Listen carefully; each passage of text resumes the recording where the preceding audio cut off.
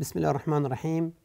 الحمد لله رب العالمین والصلاة والسلام علی رسوله الامین سیدنا و نبینا و مولانا محمد و علی آله و اصحابه و التابعین و من تبعهم باحسان الی یوم الدین. اما بعد، بینندگان عزیز و محترم، عرض ادب و سلام دارم. السلام علیکم و رحمت الله و برکاته. با برنامه فتاوا با شما هستم که در این برنامه به سوالات مطرح شده از طرف شما بینندگان عزیز و محترم پاسخ داده خواهد شد و شما سوالات شرعی خودتون رو میتونید در ایمیلی که زیرنویس خواهد شد ارسال بدارید تا ما ان شاء الله در برنامه‌های بعدی به پاسخ به آن بپردازیم.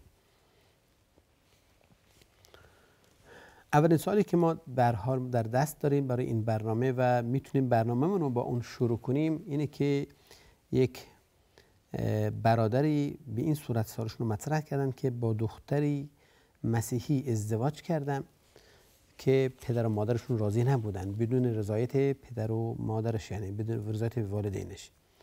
حدود 2 ساله که با هم داریم زندگی میکنیم و زندگی خیلی خوبیم الحمدلله داریم، از همدیگه راضی هستیم الحمدلله. و تنها مشکلاتی که دارم من اینه که دوست ندارم بچه دار شم، زیرا که میترسم ایشون بچه یعنی مستقبلا دین مادرش رو انتخاب کنه و یا اینکه حداقل با مادرش در مراسم‌های دینی خودشون یعنی مسیحیت شرکت کنن و بچه من به هر حال این آداب و رسوم رو از مادرش یاد بگیره. اینجاست که من سعی کردم که اسلام رو بهش عرضه کنم، به یعنی مادرش، به همسرش، ولی نپذیرفته و موافقت نکرده.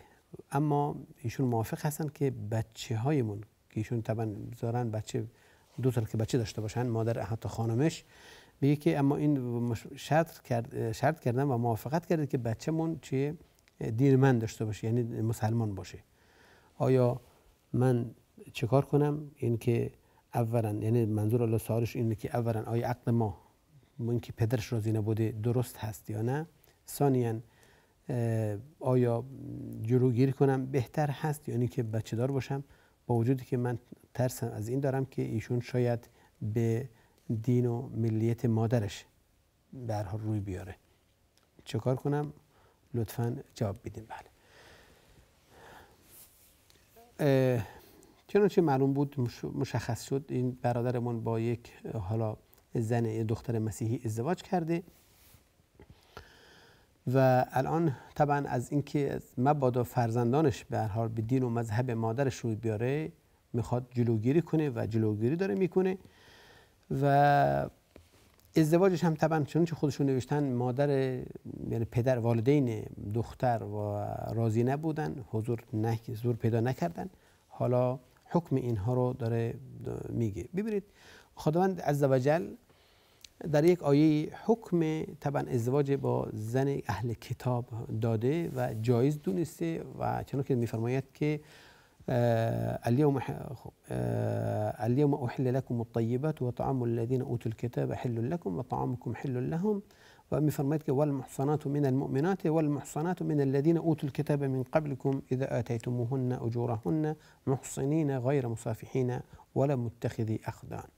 میفرماید که امروز به هر حال حالا آیه طبعا در سوره مائده هست، قبل از اون چیزی که حرام بوده و اینا داره بیان کرده و اینا خون و به هر حال تمام مسائلی که حرام بوده بیان کرده و بعد از اون داره حالا نعمت هایی که به هر حال به ما بخشیده داره بر ما منت میذاره. خداوند عزوجل در قرآن میفرماید که امروز به هر حال این چیزای هر چیز پاک و خوردنی برای شما حلال شده و همچنین غذای اهل کتاب برای شما حلال شده و غذای شما بر اونها حلال هست و همچنین ازدواج کردنتون با زن عفیف و پاک دامن همچنین حلال هست و از این که زنان پاک دامن و عفیفه در مذاهب اهل کتاب اون رو بگیرید به ازدواجتون در آورده، اون هم درسته، به شرطی که طبعا نگامی که شما به مهر اونها رو بپردازید و قصدتون قصد پاک دامنی باشه، نه قصد به هر حال تلاعب و اینا.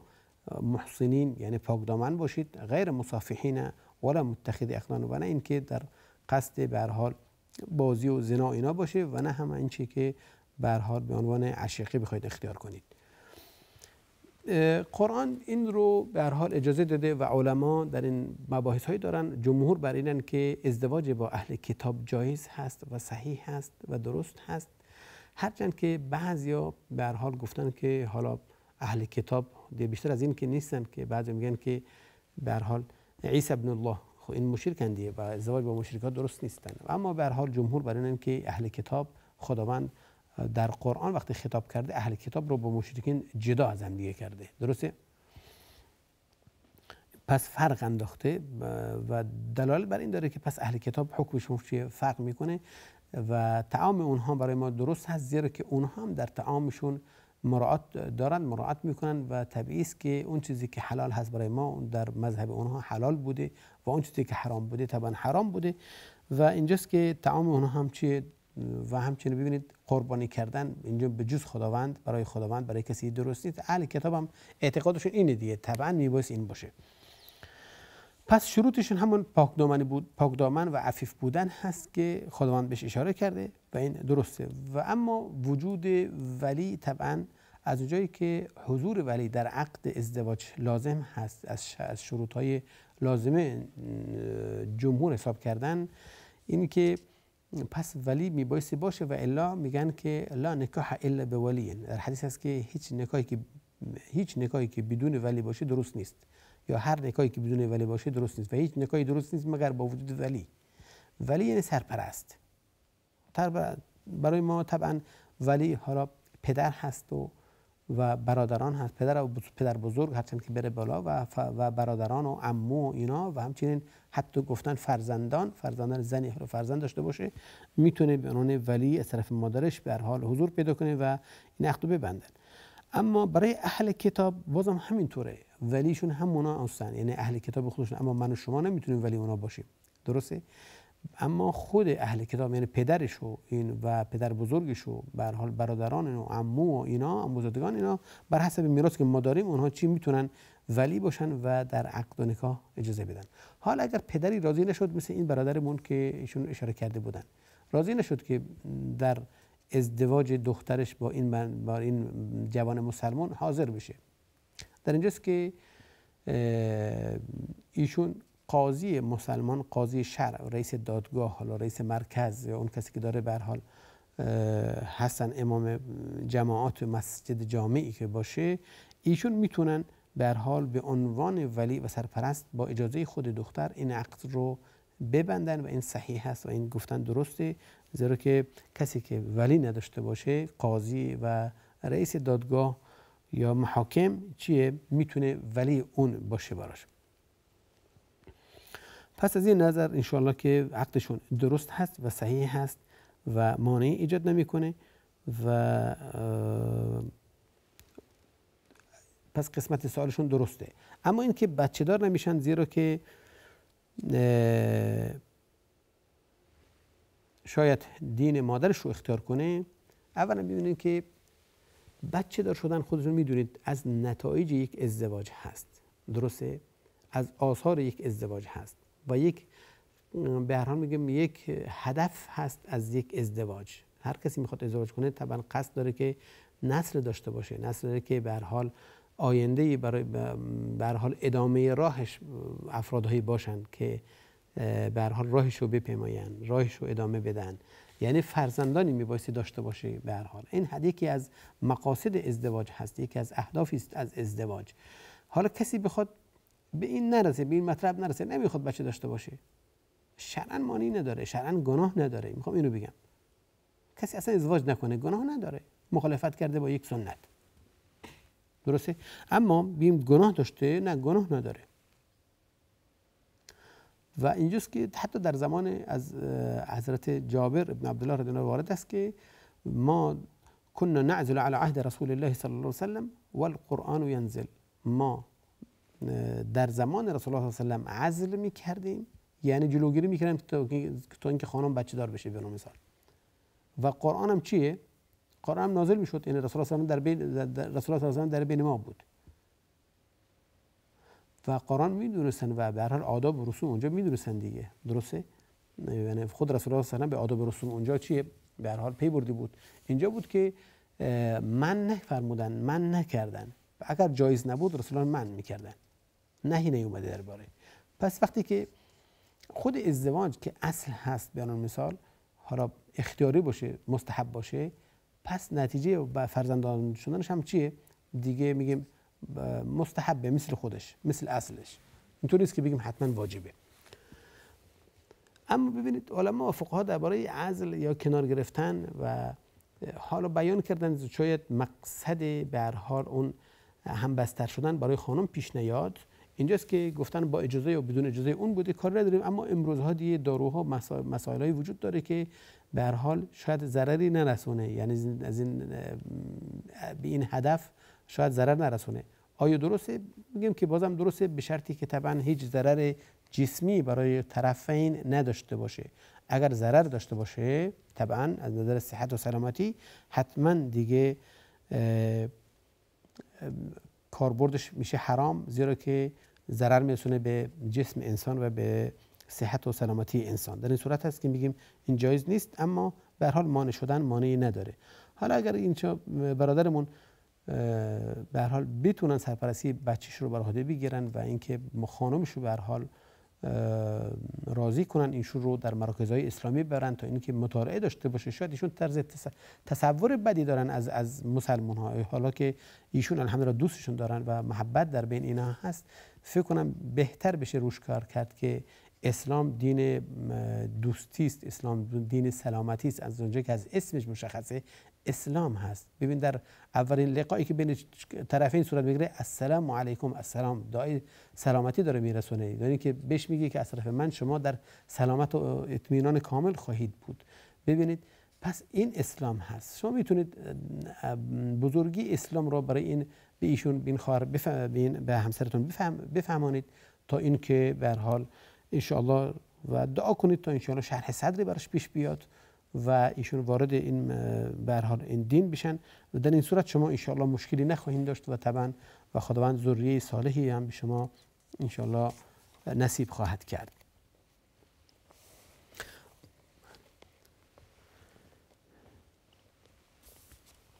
یک سوالی که باز بیننده فرستاده فرموده که سوالش اینه که سلام خسته نباشید، آیا شخص می تواند روزهای قضا شده ماه رمضان بله در رمضان گذشته، یعنی در ماه رجب یا شعبان، در شعبان پیش رو بگیرد یا خیر؟ حالا چرا فقط رجب و شعبان آخه؟ درسته؟ من منظورشون درست نفهمیدم البته که حالا چرا اینو تعیین کردن. بگیم که شاید از این به بعد حق نداره به تأخیر بندازه، از این جهت میگیم بله. رمضان که انسان روزه نگرفته باشه بنا به علتی که حالا وارد باشه مشروع باشه، ایشون حق قضا رو دارن بعد از رمضان تا قبل از رمضان بعد جدید یا سال بعدش.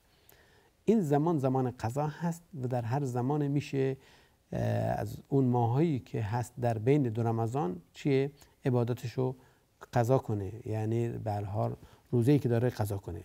و حالا چرا در ماه رجب یا در ماه شعبان شاید فکر کنه که به نظرم حالا مثلا به زمستان نزدیک باشه و اینکه روزاش کوتاه باشه و اینکه یا اینکه ایشون زمان فصل به هر حال اجازه کاریش باشه، اینا مانعی نداره. درسته رسول الله صلی الله علیه و آله باز ایشون در ماه شعبان بیشتر از هر ماهی از ماهای غیر از رمضان روزه میگرفتن و امهات المؤمنین هم چنانچه در روایت صحیح اومده اونا هم در این ایام بیشتر روزهایی که داشتن قضایی داشتن چیه روزهاشون رو قضا میکردن، زیرا که رسول الله صلی الله علیه و آله خودشون روزه بودن در این ایام و امهات المؤمنین هم همین ایام رو به هر حال غنیمت میشمردن و با رسول الله صلی الله علیه و آله روزه میگرفتن. ها اینا روزه شاید قضا داشتن و رسول الله روزه سنت به هر حال میگرفتن.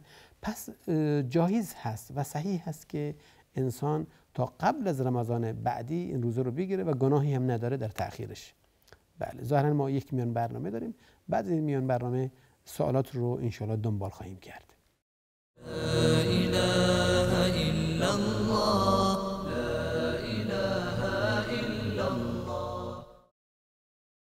با سلام دوباره خدمت شما بینندگان عزیز و محترم.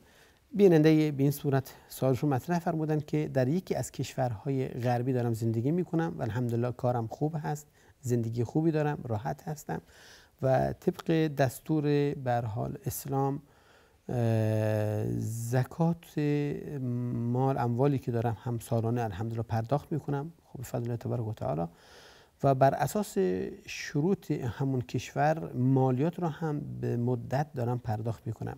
سوالم اینجاست که آیا در زمان مالیات، در زمان حسابات برای مالیات، پولی که به زکات پرداختم یعنی که برای زکات گذاشتم و یا برای مشارکت در بنای مسجد و امور خیر، آیا اونها هم به اونها بیان کنم یعنی که حق دارم اونها رو به حساب نیارم تا اینکه مالیات اون پرداخت نشه، یا حتی من شاید بعضی این پولها رو به مرکز اسلامی تحویل داده باشم و مدارک و اسناد دارم که به هر حال به حساب اونها ریخته شده و آیا اگر این اسناد ارائه بدم که طبعا از مالیات کم میشه آیا جایز هست یا نه؟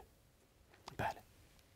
خب الحمدلله که حالا این برادرمون و به دین و عقیده خودشون پایبند هستن، در یک از کشورهای به هر حال غیر مسلمان ایشان دارن به هر حال آداب اسلامی عمل میکنن، زکاتشو دارن میدن، عبادات دیگر حتما دارن الحمدلله انجام میدن و ضمناً شروط اون کشور رو داره باز به جا میاره، مالیات رو به نحو احسن داره انجام میده و این طبعا اخلاق اسلام هست که المسلمون علی شروطهم. شما وقتی که وارد هر کشوری شدین بر اساسی به هر حال اونا شروطی که دارن شما میبایستید به هر حال زندگی کنید، زیرا که اونها شروطی گذاشتن و شما هم اون شروط رو پذیرفتین، پس حق مخالفت ندارین. و خیلی دوستان تماس میگیرن و میگن که حالا ما در کشور غیر مسلمان هستیم، ما حق داریم که اموالمون رو پنهان کنیم تا اینکه مالیات بهشون ندیم و از این مسائل. میگیم که طبعا این شرعاً جایز نیست و این شرعاً صحیح نیست و این یعنی دروغ گفتن برای شخص مؤمن که حرام هست، جایز نیست آخه. و همچنین رسول الله صلی الله علیه و آله داره میفرماید ادی الامانه الی من ائتمنک، کسی که تو رو امین دونسته امانت رو چی باز بهش برگردونید، امانت رو بهش بسپارین دیگه، برگردونه. و ولا تخون من خانک، و کسی که به خیانت بکرد تو حق نداری بهش خیانت کنی. این اخلاق مسلماناست. چون شما حالا اینها هم اومد خوبی کردن به شما، اقامه دادن، خوبی کردن به شما، جا دادن و مکان دادن، درسته طبق شروطی که دارن. طبعا شما هم شروطشون پذیرفتین، اون زمان امضا کردین. الان میخواید بگید که من نمیخوام بهش بدم و این کار درست نیست و این کار صحیح نیست، بلکه طبق شروطی که شما دارین، طبق تعهداتی که شما دارین، میبایستی طبق قانون اونجا چی عمل کنین. به هر حال مثل یک شهروند اونجا هستن و شروطی که شما به هر حال امضا کردین میبایستی این رو ادامه بدین. اما این برادرمون که الحمدلله زکاتشون دادن، طبعا شرعاً ایشون الان یک واجب دینی دارن که همون دفع زکات است. زکات میدونید که خودش دو شرط کلی داره، یکی همون نصاب هست که حد مشخصی است که اگر پول به اون حد برسه بگیم الان دیگه زمان زکاتی هست. اینطور نباشه که شما بخواید بذارید تا اینکه به حد زکات برسه، 1 سال 2 سال 3 سال ازش بگذره هنوز نرسیده، شما نمیخواد مالیاتشو بپردازین. به آنها مثال میگم تا اینکه بخواد، چون قصد دارین در آینده که به حد نصاب برسه زکاتشو بدید، نه چون این دیگه نه، درسته. اما اگر اموالی دارید به حد نصاب رسیده، مقداری که از زکات خارج شده برای زکات شما کنار گذاشتین، اون میخواین جزء مالیات نیارین، این موضوع بحث ماست، درسته. و شما میدونید که نصاب قیمت 20 مثقال قسمت 85 گرم طلای خالص، طلای 24 طلای خالص قیمتش هرچی باشه به هر حال این میشه حد نصاب زکات. حالا یه شرط دوم هم هست که 1 سال قمری ازش بگذره، 12 ماه قمری ازش بگذره، که اگر ازش گذشته باشه حالا شما باید مقداری از اون 2.5% رو بذارین کنار، برای به مراکز اسلامی تحویل بدین، به فقیر و فقرا بدین خودتون، یا به هر حال کسی رو انتخاب کنید. این جزء مال شما به حساب نمیاد. پس چون مال شما نیست، مثل این که امانتی است در نزد شما حق دارین که این رو برای در مالیات به حساب نیارین، زیرا که این اموال شما به حساب نمیاد، مال شما نیست. شما حق دارین که این رو کنار بذارین و به هر حال جدا کنید از مالتون و اون رو به عنوان حق مالیات رو بهش نپردازین، زیرا که چنانچه خدمتتون عرض شد مال دیگرانه و اسناد و مدارکی که دارین تحویل دادین مراکز اسلامی برای مثال و شما حق دارین این رو چی اظهار کنید و نشون بدین تا اینکه حق مالیات اونها براتون حساب نشه، چنانچه که گفتن این حساب نمیکنن و این از خوبی های اونهاست که اینا نمیگن ما ربطی نداره، شما به هر حال درآمد داشتین و باید بپردازین، رو به هر کسی دادین، هر چی دادین به ما ربطی نداره. و بازم خب الحمدلله که ایشون این رو مراعات میکنن که اگر در امور خیر ثابت بشه شما صرف کردین چیه ازتون به حساب نمیارن برای مالیات پرداخت کردنش. و همچنین اون چیزی که برای بنای مسجد شده و این هم همچنین درست هست و مانعی نداره، شما عمل به دینتون کردید، به عقیدتون کردید، این واجب شرعی بوده و در قبال این بازم اون چیز واجب شهروندی هم هست که مالیات بپردازید از اون چیزی که دارین، اون چیزی که به هر حال هست طبق قانونی که هست. به هر حال من نمیدونم قانون چی هست، شما اینم باید بپردازین و درست هست. پس سوالتون این که اون اموال زکاتی که کنار گذاشتین یا اموال زکاتی که پرداخت کردین در مالیات به حساب نیاد، این عمل جایز است؟ میگیم بله این جایز است و صحیح است، زیرا که شما این مال شما به حساب نبوده و این جزء اعتقادات هست که پرداخت کردین و به واجبتون عمل کردین. پس انسان دوبار خساره نمیکنه، ضرر نمیکنه. یه بار اون که به هر حال ضرر نیست، از اموال خودتون جدا کردید، مال شما نبودی، حالا شما بخواید اینجا چی متحمل مالیات بشین در اون چیزی که مال شما نیست. نه، درست نیست. اما اینکه یک سوالی که در لابلای این سوال میشه استخراج کرد، اون این که اگر مالی به حد زکاتی برسه که اگر ما قرار بشه مالیات رو حساب کنیم از حد زکاتی کمتر میشه و زکات صورت واجب نمیشه اگر مالیات به هر حال پرداخت میشه. اما اگر زکاتش رو بدیم بعد مالیات بخوایم حساب کنیم، خب این دو تاش عمل کردیم. آیا ما حق داریم که اول مالیات بدیم تا زکات داده نشه؟ میگیم نه، این درست نیست.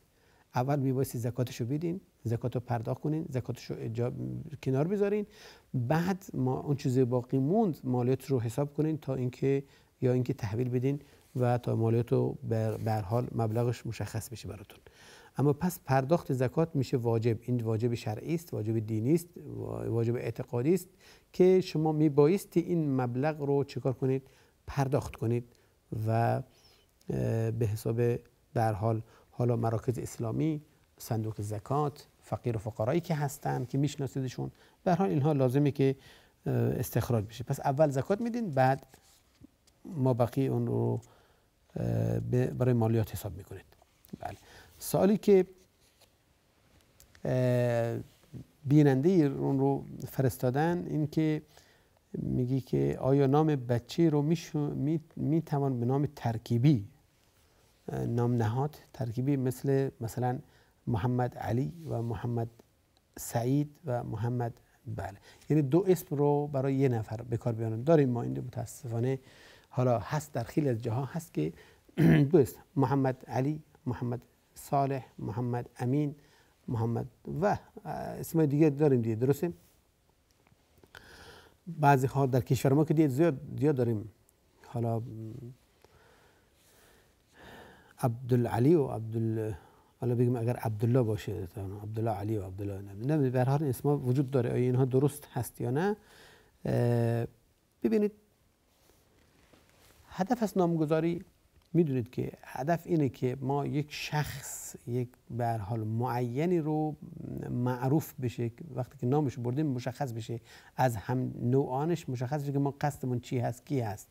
یعنی تعریف یک فرد معین با این نام که براش گذاشته میشه، درسته؟ منظور از اسم همونه که دلالت کنه بر اون فرد معینی از از هم نوعان و هم جنسش. وقتی که گفتیم به هر حال آقای فلان، دیگه همه میدونه که ما کدوم فرد داریم قصدمون هست. اصل نام اینه، درسته؟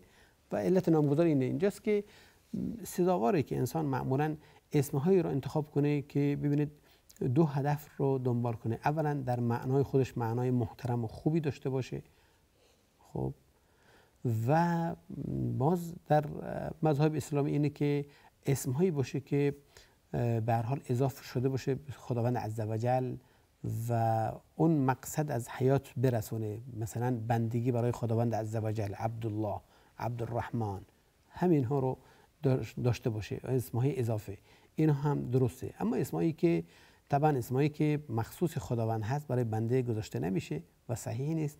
و اسمهایی که حالا مرکب باشه در اصل از جایی که این هدف رو دنبال میکنه، یعنی برای تعریف یک فرد از امن و نوحانش، این مانعی ایجاد نمیکنه از اینجا در اینجا که بگیم که حالا یکی اسمش رو گذاشته محمد علی، دو اسم محمد و علی دوتاش رو برای یک کار بردن و در جامعه هم جا افتاده، به هر حال مردم اون رو میشناسن به اسم آقا محمد علی فلانی.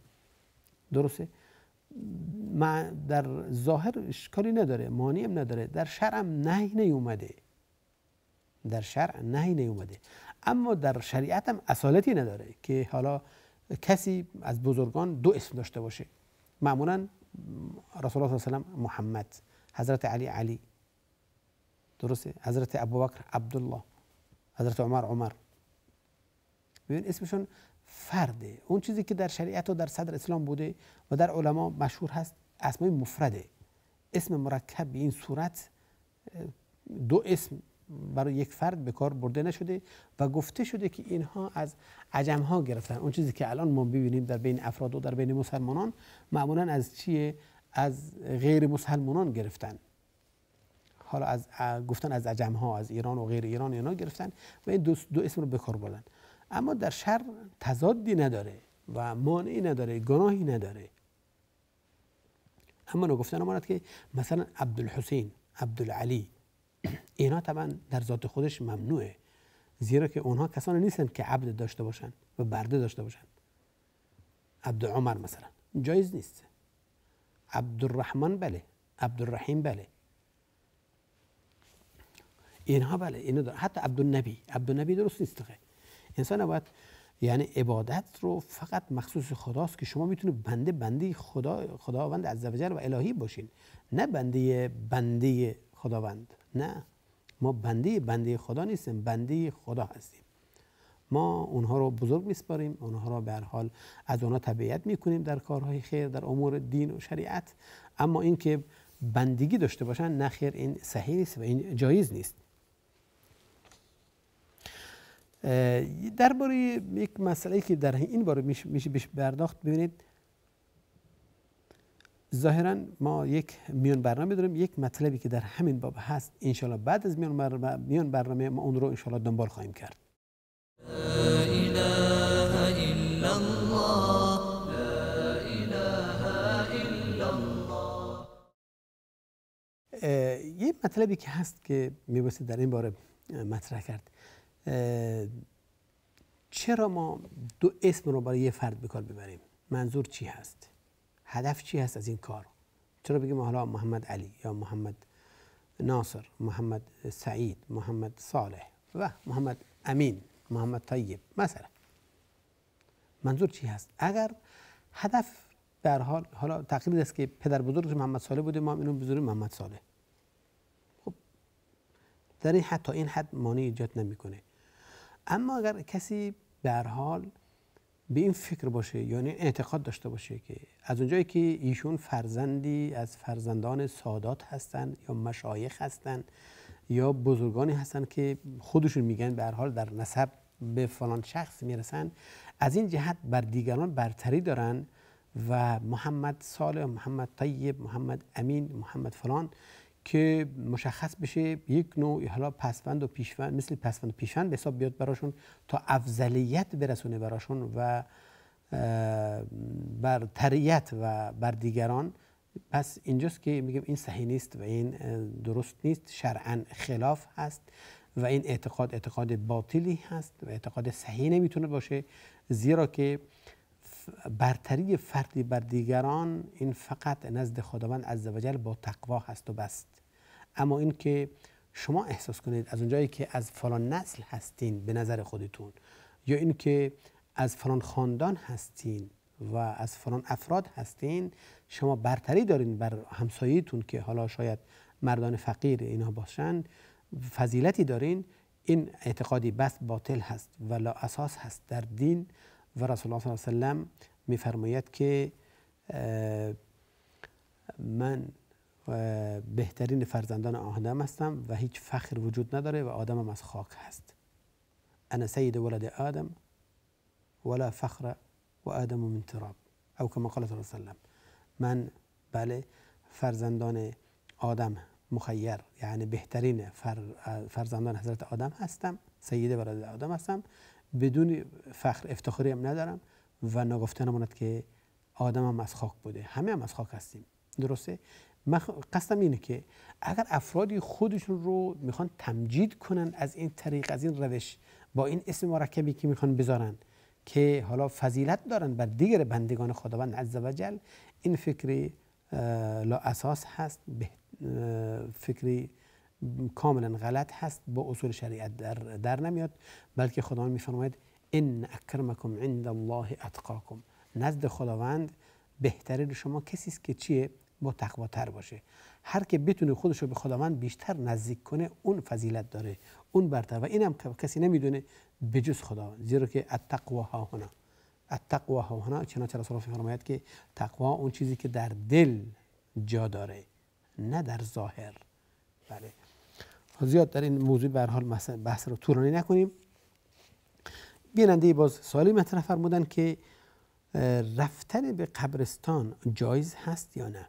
سوال شما سوال عمومیه، حالا نمیدونم برادر یا خواهرمون که این سوالو فرستادن، سوال شما عمومیه که اولا جوابم این باعث عمومی داد و اون که بله رفتن به قبرستان چیه؟ سنت هست و مستحب هست. دو هدف رو در این کار وجود داره. اولا دعا برای اموات که ما بخوایم براشون دعا کنیم تا متذکر بشیم به هر حال پدر و مادر و برادران و دوستان و عزیزانی که با ما بودن، در میان ما بودن، با هم بودیم، به هر حال اینها دیگه الان از بین ما رخت بربستند و در عالم دیگری هستند و انسان به هر حال به یاد خوبی هاشون باشه و از خداوند عاجزانه و مخلصانه طلب مغفرت کنه، براشون دعا کنه. این اول هست، یکی از این اهداف هست. هدف دوم این که انسان خودش متذکر بشه، من و شما متوجه بشیم که مسیر همه همینجاست. این جایگاه به هر حال همه هست که اینجا خواهند اومد تا اینکه از تکبر و به هر حال از خودبینی و کارهای اشتباه و غلط انسان دست برداره و متوجه بشه و به خدا و به خودش برگرده و به خودش فکر کنه و رابطه خودش با خداوند عزوجل بیشتر کنه و از خداوند برای خودش و امواتش دائم مغفرت کنه. ببینید پس اولا متذکر شدن به مرگ که انسان خودش به هر حال مسیرش همینجاست. ثانیاً دعا برای اونها بر خویشاوندان و نزدیکان. این دو هدف رو در این وجود داره در زیارت کردن قبور و قبرستان ها. اما غیر از این دیگه چیزی دیگه نیست که کسی بخواد حالا طلب مدد کنه، فکر کنه که حالا مشکلی داره بخواد بره اونجا مشکلش حل بشه، این یک نوع شرک به حساب میاد. زیرا اون کسی که مشکل گشاست اون با شماست علما و رؤیتا و شما رو میبینه و شما رو میشناسه و شما رو به هر حال از شما خبر داره، از مشکلاتتون مطلع هست. شما اگر دستتون دراز کنید بهش حتما دستتون رو خواهد گرفت و دستتون رو نخواهد گرداند بدون به هر حال قبول اجابت. پس اینکه شما برین اونجا و قبرستان بخواید، این عمل کاملا محکوم هست و غیر جایز و درست نیست. این درباره عموما اما برای زنان علما بحث دیگه دارن و اون اینکه زنان نمیتونن یا بگیم حرامه براشون که برن. حالا در بعضی از مذاهب ها اینه که طبعا زیارت قبور براشون حرامه، زیرا که حالا علتش چی هست والا اعلم به حکمتش. حالا اینا تاب و توان و صبر ندارن زیاد، شاید به هر حال اموری ازشون سر بزنه که شاید ایمانشون به خطر بیفته، خدای نخواسته. قصد این هست و مسائل دیگه اینجاست که به هر حال جمعی از مذاهب اهل سنت برینن که زیارت زنان برای قبور طبعا غیر مشروع هست و جایز نیست و حرام است. پس بهتره که انسان چیه؟ صبر کنه و از هر جا باشه برای امواتش دعا کنه و این بهتره. و اما مردان میتونن پس زیارت کنن به قصد اون دو هدفی که خدمتتون عرض شد و بدون طلب مساعدت یا طلب دیگه. سوالی که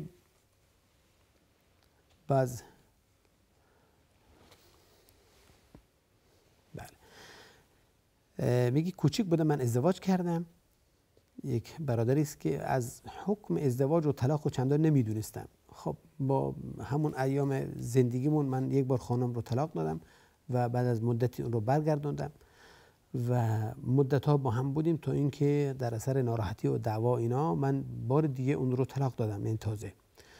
و همین که به هر حال از ناراحتیم به هر حال خارج شدم یا غضبم فروکش کرد، متوجه شدم که کار اشتباهی کردم و خیلی سریع وارد عمل شدم و اون رو برگرداندم به منزل و یعنی از طلاقم اظهار پشیمانی کردم. آیا این طلاق ها که من نمیدونستم اون اوایل یا بچه بودم کوچیک بودم اینا این برای من محسوب میشه و حساب میشه یا خیر؟ ما حکم اسلام در این باره چیست؟ و تشکر. بعضی موقع انسان یک حکم میدونه اما از عواقب اون چندان مطلع نیست، اثرات اون نمیدونه. خب این دیگه براش تخفیف، اسلام تخفیف قائل نشده. این مثل کسی نیست که یعنی جهل به حکم باشه. ببینید فردی نمیدونه که به عنوان مثال در ماه رمضان غیر از خوردن و نوشیدن چیز دیگه حرام باشه. نمیدونه. آره شاید از جدید تازه مسلمان شده یا در کشورهایی هستن که از اسلام چندان خبری نداشتن، به هر حال تازه شروع کردن به دین و اینا، فکر کردن که روزی گرفتن یعنی نخوردن و نه آشامیدن، چیز دیگه نمیدونن. شاید حالا یکی بیاد هم بستر بشه با همسرش در ماه مبارک رمضان، وقتی بهش بگن به هر حال اظهار ناراحتی و پشیمانی میکنه و نمیدونسته. یعنی این حکم نمیدونسته. این علما گفتن که گناهی نداره، روزش هم حتی بعضی گفتن که روزه اون هم درسته، قضا هم نداره، کفاره هم نداره. اما فکر کنید ببینید برای اینکه بیشتر واضح بشه موضوعی که ما درش هستیم، فرد میدونه که حالا خوردن و نوشیدن و مقاربت و اینا حرام هست، اما نمیدونه که اگر این کار از به هر حال از دستش در رفت میبایستی چی کار بکنه. نمیدونه که کفاره لازم داره یا نداره، کفارش چی هست آخه. این چیزا نمیدونه اما میدونه حرامه. اگر واقع شد برای همسرش و این ازش سر زد این عمل، طبعا روزه اون باطل هست، قضای اون واجب هست، توبهش هم لازم هست و کفاره هم بر اون چیه مترتب میشه. این که از اثرات اون حکم مطلع نبوده عذر نمیتونه باشه. امیدوارم که متوجه شده باشید دیگه. درسته؟ حالا برمیگردیم به این مسئله برادرمون که به هر حال بیان کردن ایشون خانمشون طلاق دادن، میدونسته که طلاق درست نیست، میدونسته که طلاق حالا نبایستی بده، اگر طلاق بده دیگه براش محسوب میشه، یعنی که 3 طلاق بیشتر نمیتونه باشه، اینا میدونه. اما این که حالا این طلاق گفته شاید الان اون زمان ناراحت بوده یا این زمان کوچیک بوده، این مسائل ها شاید عذر به حساب بیاد. نه، عذر به حساب نمیاد و این طلاق شما طلاقی است که واقع شده. به هر حال تسرع در یک امری که نبایست درش تسرع باشه متاسفانه طبعا اثرات خودش به جا میذاره و این شمایید که میبایستی تحمل کنید در مقابل اون کارهایی که بدون فکر انجام دادید.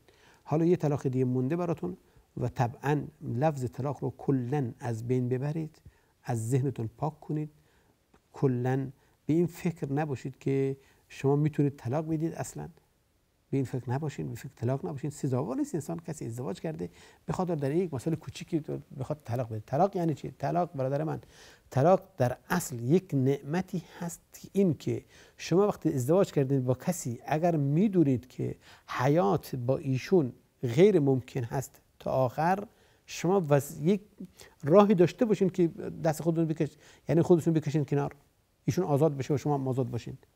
مثل مسیحیت نباشه. بعضی از مسیحیت ها که وقتی زن گرفت با اون زن تا آخر عمرش میبایسته باشه، حالا به هر حال خیانت کنه نکنه هر چی باشه دیگه میبایسته باشه بیان مثال. درسته؟ نه، در اصل این یک کلیدی است برای حل مشکل که اگر کسی ازدواج کرد با یک خانومی، بعد اینها به نتیجه رسیدن، خود چه از طرف خانم باشه چه از طرف آقا باشه، طرفین فهمیدن که یا یکی از اینها فهمید که زندگی با ایشون غیر ممکنه به هر علتی نمیشه. حالا این یک راهکار هست که شما میتونید به هر حال به زندگیتون برگردین، زندگی خوبی انتخاب کنید. در مستقبل به هر حال شما میبایستی با هم یعنی حالا بکشید کنار دیگه، از هم دیگه جدا بشین. این یک وسیله است، نه اینکه حالا شما با یک تهدید چای درست نکرده براتون میخواید طلاق بدین، غذاتون شور بوده میخواید طلاق بدین. درسته؟ لباسون درست نرسیده، بچه کوچیک داشته، بچه شیر بده، لباس تو اتو نکرده، به اون میخواید طلاق بدین. یعنی آره به نظرتون آیا شریعت میبایسته همه اینا رو ببخشه؟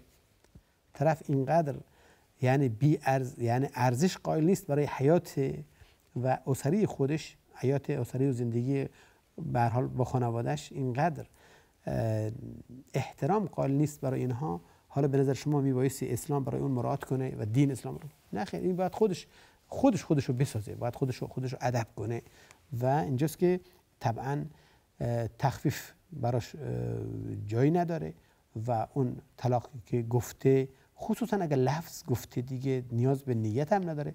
ایشون طلاق رو به زبان آوردن، علما برای این مسئله اینقدر سختگیری کردن، خصوصا برای ادب کردن. بگم که اون افرادهایی که متاسفانه لاابالی هستن، مردانی که لاابالی هستن که گفتن حتی اگر لفظ طلاق رو به زبان آورد که به زنش گفت شما به طلاق هستین، طلاق شما افتاده هست از این مسائل، حالا دیگه این طلاق واقع شده، حتی اگر قصد مزاح و مسخره هم داشته باشه دیگه اینجا قصد و نیت اثری نداره، مگر با کنایه میگیم که حالا منظورش ایشون از چی، برو خونه بابات نمیخوام ببینمت، منظورش چی بود؟ آیا منظور طلاق است یا نه؟